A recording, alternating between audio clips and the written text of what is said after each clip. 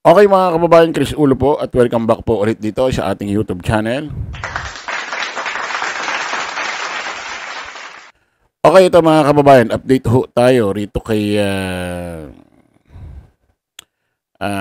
Digong, ha? At dito kay Pulong Duterte. Medyo seryoso muna ho ang vlog natin at hindi ko alam kung makakapag-live o ako. Kasi hindi ko alam kung, kasi alam nyo naman pag nag-live ako medyo may halong katatawanan, joke, parang di ho naiinip yung ating mga kababayan, especially yung mga OFW na gusto nating mapasaya, mapatawa sa ating kung paano tayo klase mag-vlog or mag-live. Dahil nalulungkot ho tayo ngayon kasi dahil yung nangyari ho kay Freddy Aguilar, no? Kasi napakahilig ko sa OPM, ano? At isa ho sa mga paborito ho nating iconic, legendary singer. Pagdating ho sa mundo ng musika rito sa Pilipinas. Okay to mga kababayan, alam naman ho natin itong si Digong, nandiyan pa ho, ha? Nandiyan pa ho sa dahig dyan sa ICC court, no? Naka-detain pa rin ho siya. Ngayon may panawagan ho ito si Pulong Duterte. Sabi niya rito, Pulong nakiusap na huwag mapagod magdasal para makauwi na si former President Rodrigo Roa Duterte. Sabi dito. Nagbigay ng mensahe si Davao 1st District Representative Paulo Pulong Duterte para sa mga Pilipinong nasa iba't ibang panig ng mundo. Basahin natin yung kabuang report, ha?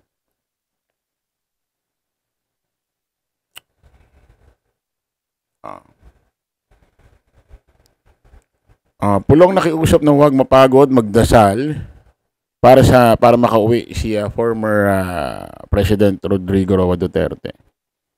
Nagbigay ng mensahe si Davao 1st District Representative Paulo Duterte para sa mga Pilipino na nasa iba't ibang panig ng mundo. Sa video statement ni Pulong noong Lunes, Mayo 26, hiniling niya na sana ay hindi mapagod ang bawat Pilipino sa pagdarasal na makauwi na ang kanyang amang si dating Pangulong Rodrigo Roa Duterte. Sana hindi kayo mapagod sa pagdarasal at makauwi ang ating mahal na Presidente Rodrigo. Gaya ng sabi niya, ang kanyang buhay ay isinakripisyo niya para sa bayan. Mula pa nung hanggang ngayon, saad ni Pulong. Dagdag pa niya, sa edad niya ngayon, nararapat lang na ibalik siya sa bayan na kanyang pinakamahal at nang madama naman niya kahit paano na mamuhay ng isang super senior citizen. Super senior? Ako, ayoko tuloy ayoko matulungan. Anong super senior citizen? Oh, mga kababayan, actually, ito, report ko ito ng balita. Na FB page. O, baka akala nyo, ano ito, fake news. Pero hindi ho. Legit ho ito. May video, si Pulong, na kung saan nananawagan. Pakinggan natin, ha?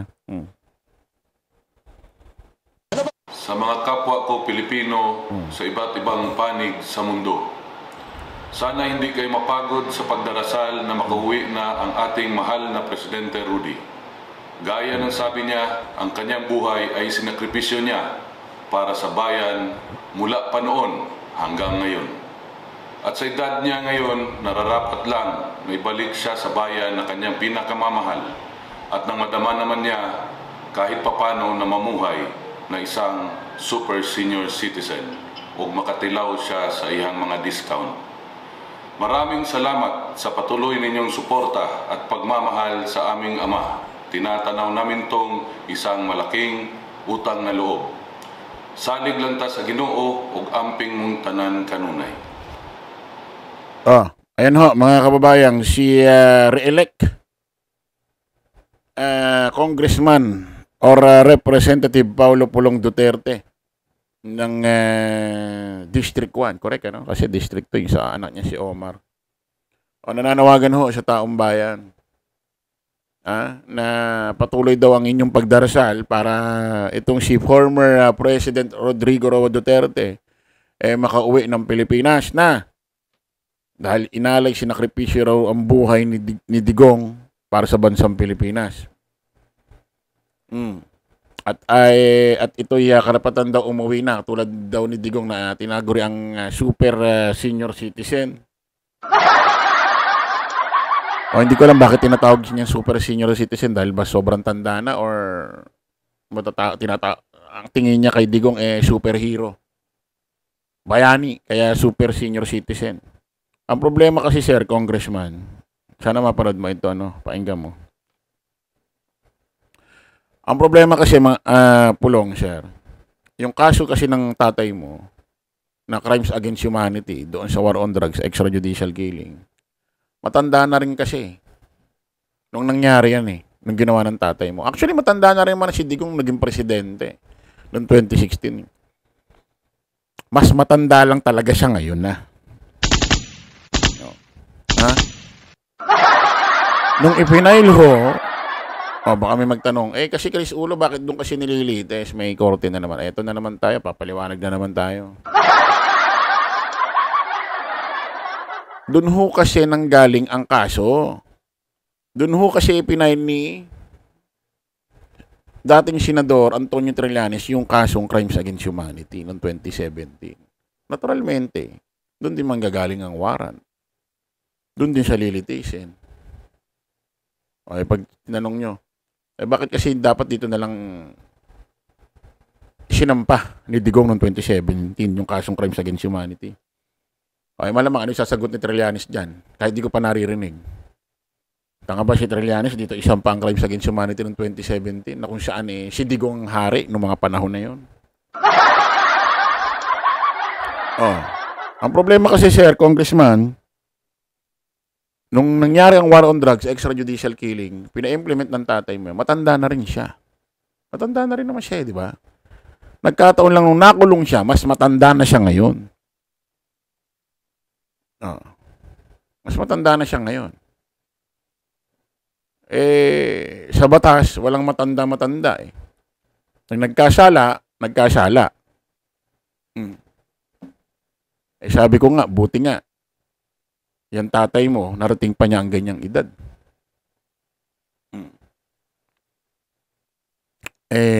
Yung mga biktima ng war on drugs, extrajudicial killing, isipin mo yun, ang agang nagsimatayan. Baka yung iba dyan, di pa nakagraduate ng college. Or yung iba dyan, baka nag-iisang anak pa ng pamilya, or ng mag-asawa. Na yun lang, anak na yun, ang pupwedeng nakaahon sa kanilang kahirapan. Dahil nag-iisa. Baka yung iba dyan, breadwinner pa. Ano nangyari? Nawala. Dahil dyan sa programa ng tatay mo, sir.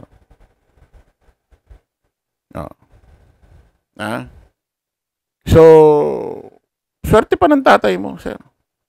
Nakarating sa ganyang edad. At yung pinagkukulungan, ewan ko, kulungan ba tawag dyan? Kasi pag sinabing kulungan, unang maiisip mo.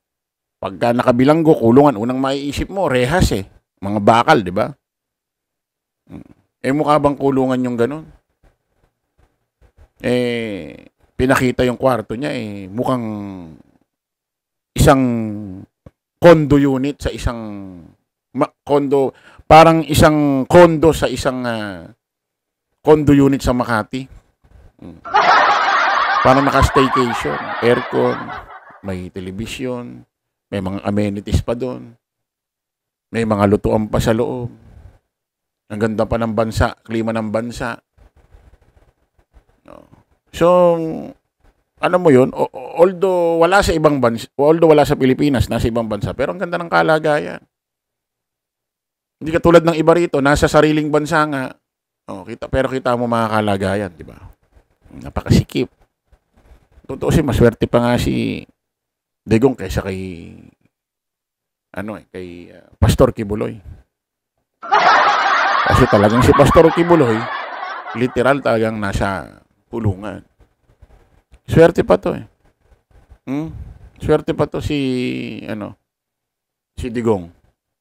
No, kung ikukumpara mo sa ibang bilanggo at ikukumpara mo sa mga namatay sa war on drugs, extrajudicial killing. Ilan taon na si Digong? 80.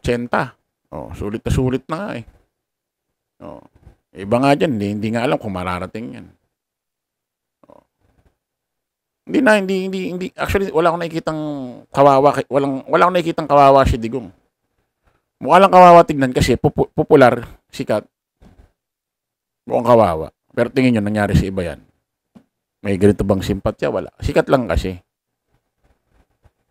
Okay, maraming salamat po mga kababayan. Kita-kita ulit tayo sa panibagong vlog. Bye-bye po.